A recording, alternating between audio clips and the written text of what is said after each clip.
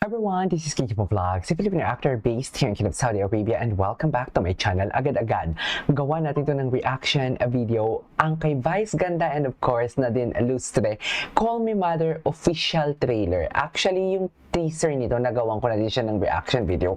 Let me just check kung kailan nilabas yung teaser, but parang ang tagal. Bago nila, October 11 pala. October 11 nilabas ang teaser. Tapos ngayon, gagawa natin ng reaction video ang trailer. So I won't take any longer. Let's check it out what Nadine has to offer and Vice Ganda for today's video. Ano ang pinagkaiba nito sa mga pelikulang nagawa ni Nadine and also ni Vice Ganda. Kasi it's all about family pa din, no? Katulad ng The Breadwinner, if I'm not mistaken, last year. Diba? So, parang ito naman, it's Call Me Mother. So, medyo na-debunk din natin ang kanyang storyline sa teaser. Parang alam mo yung na-predict na natin kung ano ang klaseng pelikulang to. But I just want to see the acting skills of who is this, Nadine Lustre and Vice Ganda, kung paano nila i-execute yung mga dialogue nila, yung mga emotion nila, yung facial expression nila. So, disclaimer, sa first part ng ating video, for sure marami tayong pauses, pero rest assured na uulitan natin ito without any pauses. So, yeah, panoorin natin to. Parang panaginip lang po. Ako nga rin. Wait. Ang saya po, ma. Pero parang panaginip lang po. Ako nga rin, anak eh. Parang hindi ako makapaniwala. Ay, bakit naman hindi makapaniwala? Tao? Saka, paano niyo po nagdala dito? Wala naman ako passport. Ay, oo nga pala.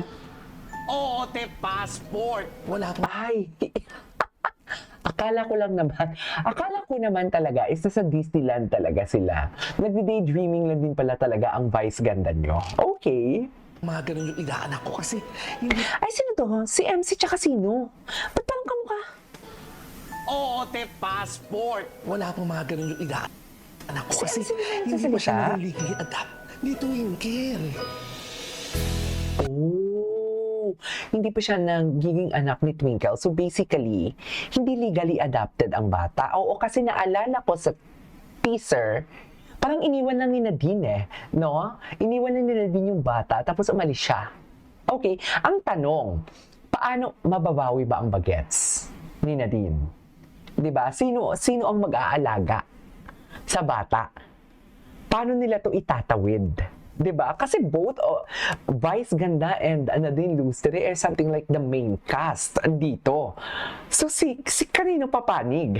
'Di ba? Ang istorya kay Vice ba? Sino may happy ending? Si Vice ba or si Nadine? Pwede namang happy ending sila both, pero sino mas lamang? Yun yung tanong Kanino mapupunta ang bata? Kasi kung kanino mapupunta ang bata, yun yung lamang, 'di ba? Aampunin ko na ang bata. Kaya kailangan niya ng mga dokumento. Kaya kailangan legally adopted ko siya. Kaya kailangan ko ng tulong mo. Only if you agree to be my coach para sa paparating na Miss Uniworld. Perfect! Karin mo pala Pero may isa akong kondisyon. So friends din naman pala sila. Akala ko naman nag-vanish lang talaga si Nadine Lustre. Akala ko talaga, like after niyang iniwan, pumunta siya sa ibang bansa para ipaalaga ang kanyang anak. So basically, nakikita sila. Hindi ka pwedeng lumapit Sorry. kaya ang tulong mo. Only if you agree to be my coach para sa paparating na Miss Uniworld. Perfect! Karin mo pala Pero may isa akong kondisyon. Hindi ka pwedeng lumapit kay Angelo. Ay, Basta hanggang dyan lang, ha? sino na naman to? Kilala kita. Ito na yung muling pagkakataon ko para makilala ko yung anak ko. Oh. Si Esnier. I'm really excited. Naging artista ba siya? Wait lang, I'm really excited. Kung parang feeling ko hindi nila to ipapalabas dito sa trailer. Kung paano napunta kay Vice Ganda ang anak. I mean, ano ang nag-push kay Nadine para ipa-adapt ang anak? Anong ginagawa niyo rito? Dahil sa Kasama ko kahirapan. ang guardian angel ko, Ay, sino yung lalaki? Ay, Brent Mika? Totoo ba? Anong ginagawa niyo rito? Kasama ko ang guardian angel ko, Tama. Si Ate Mara. Moment. Alis ka agad, di ba? Ayoko po ng... Uy, parang yung bahay na to, parang ganito, yung ganitong klaseng design ng bahay is parang sa, sa And the Breadwinner is. Di ba? hipon, ma. Ayoko din ng hipon. Parehas sila. Ay, Allergic ako sa scents. ayan. Anyari, mother? Alam ka sa set! Kompetisyon naman pala.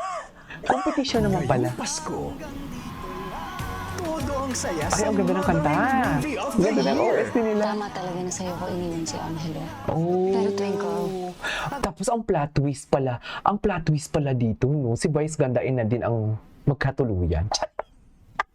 Yung pala yung plot twist, no? Yung tipong alam mo yung, ay, si Vice Ganda pala, na-develop si Nadine and si Vice Ganda sa isa't isa.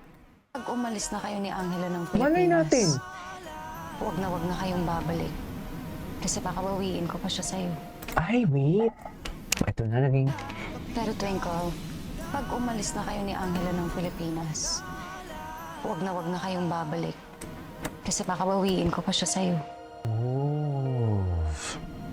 Gusto niya pa din pala din Di ba alagaan nag-usap na anak niya. tayo? Ang kapal talaga ng mukha mo. Ay, ito na. I still gave birth to Angelo. Ito na Ako yung pa rin ang acting tunay skills niyang nila. nanay. 9 buwan mo lang siyang dinala sa sinapupunan mo. Pero 10 taon ko na siyang inaaruga araw-araw. Ayun lang. Hindi ako manganganak Oh my dahil hindi God. ako babae. Pero nanay ako! Nanay ako, Mara! Ako ang ina niya! Grabe.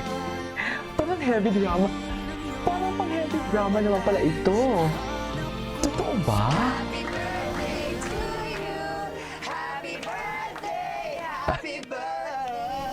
Excel.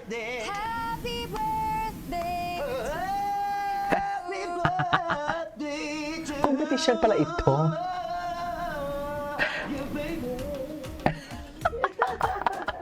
Competition naman pala ang atake. Okay, parang, paano kaya? Ano kaya nangyari dito? Bakit binigay kay, ulitin nga natin. Pero parang panaginip lang po. Ako nga rin anak eh, parang hindi ako makapaniwala. Pero bakit tayo lang po ang tao? Saka, paano niyo po nagdala dito? Wala naman ako passport. True. Passport?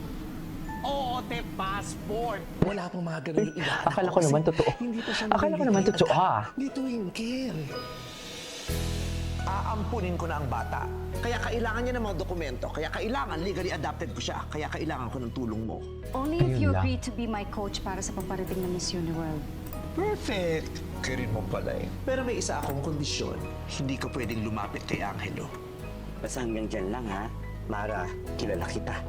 Ito na yung muling pagkakataon ko para makilala ko yung anak ko. Hoy, Ayun lang. anong ginagawa niyo rito? Kasama ko ang guardian angel ko, ha? Kasama ko yung guardian angel ko. Aalis ka agad, di ba? Ayoko po ng hipon, ma. Ay, Ayoko din sino ng yung hipon. hipon? Sino yung hipon sana? Ginawa ba yung Allergic hipon? ako sa scents. Allergic ka pa sa shrimps. At nag-allergic. At nag-allergic din siya for today's video. Ngayong Pasko, Okay. todo ang saya sa Mothering Movie of the Ang ganda ng Year. OST nila Tama in talaga na fairness. sa'yo ko iniwan si Angelo. Pero Twinkle, pag umalis na kayo ni Angelo Pero ng Twinkle. Pilipinas, huwag na kayong babalik. Kasi baka bawiin ko pa siya sa'yo. Di ba nag-usap na tayo? Ang kapal talaga ng mukha mo. Ito na.